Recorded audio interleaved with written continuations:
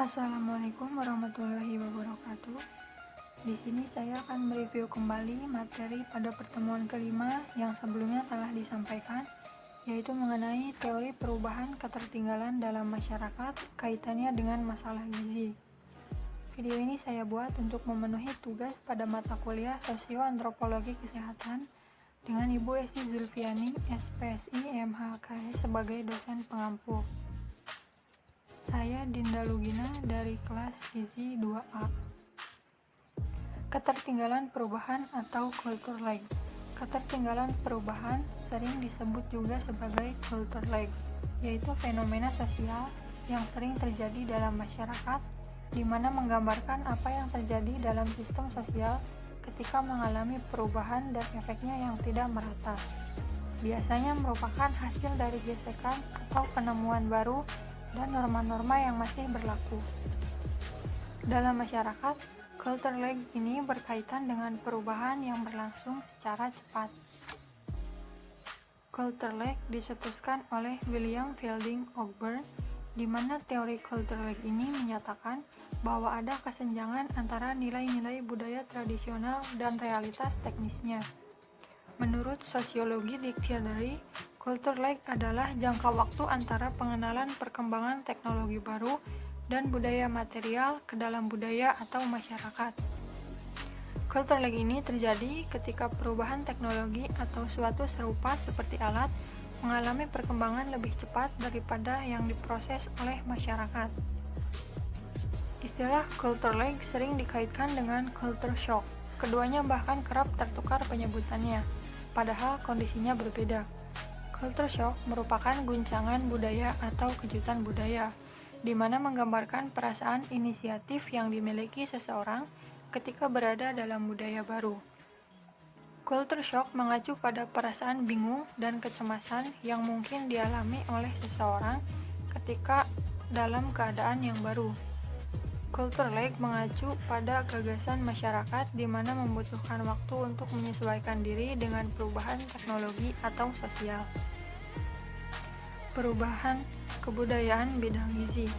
Perubahan kebudayaan adalah suatu kejadian dalam masyarakat di mana terjadi karena ketidaksesuaian antara unsur-unsur kebudayaan yang saling berbeda, sehingga tercapai keadaan yang tidak serasi fungsinya bagi kehidupan.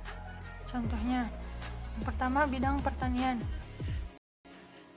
Menghilangkan beberapa jenis teknik pertanian. Misalnya, pembajakan sawah yang dulunya menggunakan kerbau, sekarang telah banyak diganti menggunakan mesin traktor. Yang kedua, ada teknologi pangan, terkait makanan olahan hingga teknik pengolahan makanan, misalnya makanan pabrik.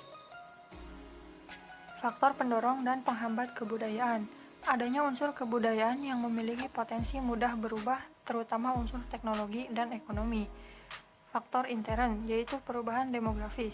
Yang pertama, bidang perekonomian. Misalnya, pertambahan penduduk mempengaruhi ketersediaan kebutuhan pangan, sandang, dan papan. Yang kedua, bencana alam.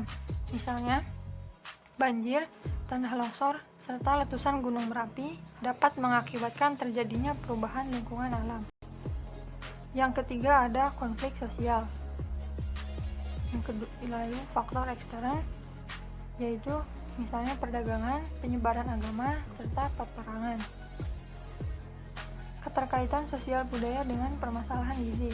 Menurut Kunchareningrat, untuk melihat kondisi sosial seseorang, maka perlu diperhatikan faktor pengetahuan. Kebudayaan satu keluarga, kelompok masyarakat, negara atau bangsa mempunyai pengaruh yang kuat terhadap apa dan bagaimana produk makanan. Dengan kata lain, pola kebudayaan mempengaruhi orang lain dalam memilih konsumsi pangan.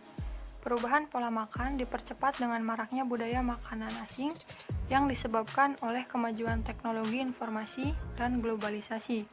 Di samping itu, perubahan ekonomi menyebabkan kurangnya aktivitas fisik tertentu.